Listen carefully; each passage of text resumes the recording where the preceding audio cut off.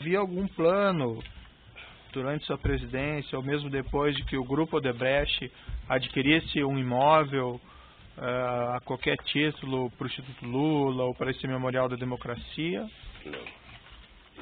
O senhor ex-presidente nunca tratou desse assunto com o senhor Emílio Odebrecht? Nunca tratei com esse assunto, nem com o Emílio Odebrecht, nem com o Marcelo, nem com o Palocci. E vou repetir aqui, a única pessoa que me comunicou esse terreno chama-se Dr. Paulo Okamoto, sabe? Obrigado, Moraes. Leva essa daqui, ó, e traga cheia quando puder. Sabe que depois do câncer eu sou obrigado a beber muita água, porque a garganta seca demasiadamente. O senhor ex-presidente teve conhecimento se eventualmente foi solicitado o apoio do Grupo Odebrecht para a localização desse imóvel? Não. O senhor Marcelo Odebrecht e o senhor Antônio Palocci relataram aqui em juízo, o senhor ex-presidente deve ter ouvido, a existência de uma espécie de conta-corrente informal ao crédito que a presidência da República, no caso do senhor, teria com o Grupo Odebrecht, que através dessa conta teria sido paga aos senhores esses valores indevidos, inclusive para a aquisição desse prédio na rua Haberbeck Brandão. O senhor mais ou menos adiantou as suas respostas, mas eu vou lhe perguntar expressamente. Isso não existiu, não aconteceu nada disso? Isso não existiu, doutor Moro, e eu queria um pouco de paciência para dizer uma coisa que está acontecendo no Brasil. Eu já disse, logo que eu vim aqui a primeira vez, que a desgraça de quem conta a primeira mentira é passar o resto da vida mentindo para justificar a primeira mentira.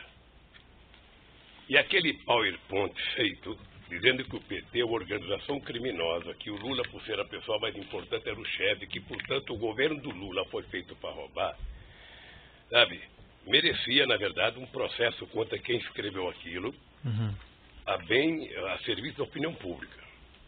Pois bem, o Palocci veio aqui, e eu vi o Palocci, só sabe que eu tenho uma profunda amizade com o Palocci há mais de 30 anos. Não é uma coisa de um dia. O Palocci foi meu ministro da Fazenda e prestou um grande serviço a esse país. Eu tirei o Palocci do governo em março de 2003, porque ele não conseguiu explicar uma coisa pequena. Saía a denúncia de que ele frequentava uma casa, sabe, ele disse que não ia na casa, a oposição denunciou, o caseiro disse que ele ia e ficou uma briga na imprensa, vai ou não vai, vai ou não vai. Eu lembro que eu vim a Curitiba inaugurar uma obra, acho que com o prefeito, e eu disse ao Palocci, ó Palocci, se você não resolver esse problema do caseiro, quando eu voltar de Curitiba, eu vou tirar você do governo. Porque não é possível o ministro da Fazenda ficar brigando com um caseiro. Certo. E voltei à tarde, o Palocci não tinha resolvido, eu, então, afastei o Palocci do governo. Eu ia exonerar, ele pediu para ele pedir demissão, eu falei, tudo bem, pode fazer isso. E o Palocci, então, virou deputado e foi deputado até 2010. Né? Eu estou lhe contando isso porque o senhor fala muito em contexto e eu quero contar o meu contexto. Certo. Né? Pois bem, eu vi atentamente o depoimento do Palocci. Uma coisa quase que cinematográfica, quase que feita por um roteirista da Globo. Sabe? Você vai dizer tal coisa, os leads são esses, prepararam alguns leads para ele dizer, e ele foi dizendo, habitualmente, lendo alguma coisa, falando, sabe? E eu conheço o Palocci bem. O Palocci, se não fosse um ser humano, ele seria um simulador. Sim. Sabe? Ele é tão esperto que ele é capaz de simular uma mentira mais verdadeira que a verdade. O Palocci é médico, é calculista, é frio. Nada daquilo é verdadeiro, então. E ele, nada é verdadeiro. Certo. A única coisa que tem verdade ali é ele dizer que ele está fazendo aquela delação porque ele quer os benefícios da delação.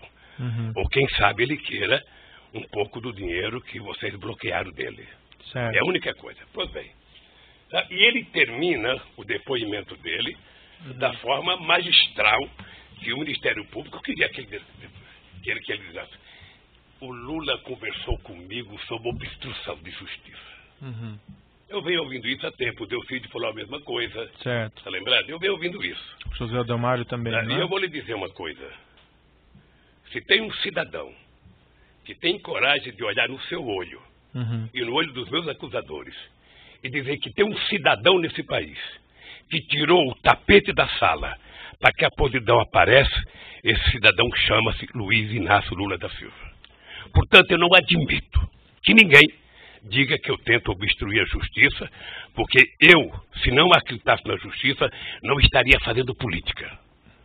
Certo. Mas, senhor então, é que aqui o senhor não responde por essa questão de obstrução da justiça. Não, mas aqui tem que falar do contexto, porque quando eu viro as costas, eu leio jornais. Certo, mas assim... Eu vejo o Jornal Nacional transformar uma mentira em 20 minutos de Jornal Nacional. Então, doutor, eu sei que hoje é meu dia de falar. Eu sei que hoje é meu dia de falar. E eu vou falar o seguinte, eu não estou aqui com bronca do Palocci, eu estou apenas tentando falar o seguinte, a única verdade que ele disse ali foi de que ele estava fazendo a delação porque ele precisava de benefícios e, quem sabe, do dinheiro que bloquearam dele. Mas aí o senhor já está repetindo isso, né? Não, eu vou repetir, porque aqui se repete muita coisa, doutor. Certo. Aqui se repete muita coisa. Pois bem, então eu fiquei vendo o Palocci falar. Ele inventou a frase de efeito, pacto de sangue, com o Emílio Odebrecht. Ele fez um pacto de sangue com os relatores, com os advogados dele e talvez com o Ministério Público. Certo. Porque ele disse exatamente o que o PowerPoint queria que ele dissesse. Há muito tempo, doutor, há muito tempo eu leio, eu escuto, eu converso com o advogado e eu fico sabendo todo mundo que é preso, a primeira pergunta é: e o Lula? Você conhece o Lula? O Lula estava lá? Diga alguma coisa do Lula. Isso faz 2 anos e meio, doutor Moro. Eu lamento profundamente que o senhor tenha feito a denúncia. Não, eu não fiz denúncia nenhuma. Não fiz lamento profundamente. Nenhuma, mas de qualquer forma, eu fiquei vendo o Palocci falar. Sabe o que eu penso? Sabe o que eu tenho? Eu não tenho raiva do Palocci, eu tenho pena dele. Certo. Porque o Palocci é um quadro político excepcional, do qual esse país não tem muitos. Eu tenho algumas perguntas a lhe fazer sobre essa questão mas do Palocci. Deixa eu falar um pouco dentro do meu contexto. Eu só falo, eu já repito ou não repito. Então, o companheiro Palocci vem aqui e conta uma série de verdades. Ele fala, sabe, de um fundo, sabe, que hora é 300, outra hora é 200, mas que ele não soube, ele não estava lá, fui eu que contei para ele. Ele fala do terreno com a maior disfarçatez, que foi na minha casa, que conversou com a dona Marisa, que eu pedi para a dona Marisa, para ele conversar com a dona Marisa, porque a dona Marisa tinha, sabe, era muito brava. Essa mensagem eletrônica que eu lhe mostrei não confirma o envolvimento do senhor Palocci nessa negociação? Eu não sei se ele estava envolvido ou não, doutor. Eu não sei se ele estava, é problema dele, se ele estava envolvido ou não. Eu só não quero que ele me envolva. Se ele está envolvido, se ele cometeu ilícito, ele que diz que cometeu. Veja, eu acho que eu tenho pena do Palocci e não raiva, porque o Palocci era uma figura política respeitada nesse país. Possivelmente, ele era o ministro da Fazenda que mais estabeleceu relação de amizade com o empresariado brasileiro. Então ele podia conversar com todo mundo. Agora, tentar jogar nas minhas costas uma coisa que só ele sabia. O Lula conversava e no dia seguinte ele me chamava. O Lula conversava, no dia seguinte ele me chamava. Como se ele fosse, sabe, eu fosse um cadeirante, ele estivesse carregando a minha cadeira. Algumas perguntas pontuais, senhor presidente. Porque eu sei que você vai perguntar muito sobre o Palocci. E eu quero responder muito sobre o Palocci. Não, nem vou perguntar tanto. O senhor mencionou que o senhor demitiu o senhor Palocci do Ministério da Fazenda em 2006, né? Isso, né? Março de 2006. O senhor continuou mantendo um relacionamento com o senhor Palocci a partir de então? Mantenho. Um relacionamento próximo? Eu mantenho com todos os ministros que eu tirei, não foram poucos. É importante, doutor Moro, saber que o ministro da Minas e Energia foi tirado do meu governo também por denúncia, antes da Dilma Rousseff, sabe, logo que a Dilma Rousseff saiu do Ministério de Minas e Energia. E o senhor continua mantendo um relacionamento, esse relacionamento que o senhor continua mantendo com o senhor Palocci, é um relacionamento próximo ou não? Relação, eu gosto do Palocci, sabe? E esse relacionamento era de amizade ou ele também, vamos dizer assim, lhe aconselhava? Era de amizade. Ele também lhe aconselhava nas questões de governo ou não? Coisa, o Palocci era ele tinha virado, ele fez uma opção de virar consultor. E ele era um cara que mantinha relações com todas as empresas que o senhor possa imaginar. Né? E, portanto, o Palocci fazia debate econômico toda semana, todo mês, ou seja, e de vez em quando conversava com o Palocci sobre a visão econômica do país. Certo. Eu conversava com ele, conversava com o Meirelles, conversava com o Guido Mantega. Eu tenho um grupo de economistas que eu me reúno todo mês. O senhor que indicou ele para ser ministro da chefe da Casa Civil da governo? Não, se o senhor lê o jornal Globo, sabe? Aliás, o senhor se baseia muito no Globo, doutor Moro. O Globo não é acusador aqui, nem é o jogador, o senhor cita o jornal Globo 15 vezes e não cita acho que 5 testemunhas minhas que veio aqui. Certo. Então, precisa ler outros jornais. Senhor presidente, então a pergunta objetiva é, foi o senhor que indicou ou não? Não. Eu, na verdade, se o senhor ler o Globo, tem uma manchete entre a vitória da Dilma e a posse dos ministros, que eu era contra o Palocci para o governo.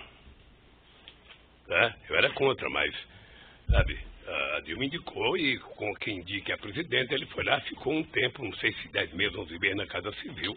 Com qual frequência o senhor se encontrava aproximadamente com o senhor Antônio Palocci? Olha, depois que ele deixou o Ministério Depois que ele deixou o Ministério era difícil, não era sempre. Ele era deputado, ele tinha a vida dele, eu tinha a minha vida, eu tinha que governar o país, ele tinha que legislar. É possível apontar alguma periodicidade? Não, pode ser de 6 em 6 meses, de 8 em 8 meses, era uma coisa... Eu lhe indaguei aqui, mas isso... Eu até achava que o Palocci tinha ficado muito ressentido comigo por ter tirado do governo.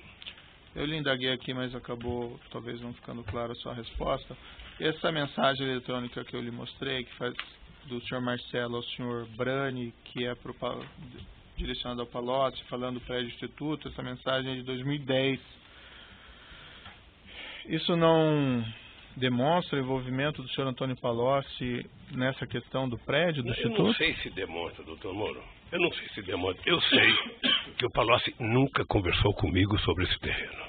Essa é a coisa que eu sei. Mas o senhor entende que ele poderia ter trabalhado com isso sem que o senhor ex-presidente tivesse conhecimento? Eu entendo que deve ter gente, sabe, que tentou trabalhar em meu nome em todo o território nacional. Mas esse prédio não era para finalidade específica do... Você não tem noção de quantas pessoas estão falando em seu nome pelo país afora. Você não tem noção. Mas esse prédio específico não tinha essa finalidade para o Instituto ou para o Memorial da Democracia? Tanto não tinha que eu não adquiri. Tanto não tinha que eu... Veja, o que me deixa pasmo, doutor Moro, é que eu estou sendo acusado do segundo prédio que eu não requeri, que não é meu, que eu não aceitei, portanto eu não podia aceitar uma coisa que não era minha, sabe? Como se fosse meu. O Ministério Público vai ter que encontrar uma rota de fuga. Sabe o que é a rota de fuga? Aquela que na política a gente trata de deixar uma janelinha aberta para eles saberem como é que eles vão sair da encalacrada que eles se meteram. Isso. Nesse relato do senhor Marcelo Baio Odebrecht, desses pagamentos que faria, segundo ele, a presidência da República ao Grupo Odebrecht, há um apontamento aqui em 2014 de doações ao Instituto Lula de 4 milhões de reais. Esse fato ele não é objeto específico da denúncia, mas é um fato colateral relativo a essa planilha. Eu indagaria ao senhor ex-presidente se o senhor acompanhou essa doação. Excelência, pela ordem, qual seria esse documento que Vossa Excelência se refere? A planilha, né, do tal da planilha italiana, que encontra-se nos autos. Evento 1008, anexo 2. Consta ali, doação Instituto, 2014, 4 milhões. O senhor, ex-presidente, chegou a tratar dessas doações? Sim. Deixa eu falar, eu não sou diretor do Instituto. O Instituto tem o meu nome, mas eu não sou diretor. Eu sou o presidente de honra. O dia que o senhor for nomeado presidente de honra de alguma coisa, você vai perceber que não vale nada ser presidente de honra. Tá? O senhor ex-presidente acompanhava as atividades do Instituto? Não, o Instituto tem uma diretoria, sabe, que discute. E se alguém contribuiu com o Instituto, está contabilizado. É isso. O senhor ex-presidente, então, não tratou dessas doações? Não tratei e não trato. Perfeito. Indo aqui para o final, consta... aparentemente o senhor também adiantou essa resposta, mas eu gostaria de ouvir ela expressamente, uma resposta específica a essa questão. O senhor ex-presidente ou pessoa ligada ao senhor ex-presidente recebeu valores do Grupo Odebrecht, não aqui falando em doações eleitorais registradas, mas doações informais ou qualquer espécie de vantagem financeira? Quem? Eu? Isso. Não. Ou pessoa ligada ao senhor não. Com seu conhecimento? Não. Não? Não. Tá bom. São essas, em princípio, as indagações do juízo. Eu passo ao Ministério Público. Eu vou interromper o áudio aqui, nós recomeçamos.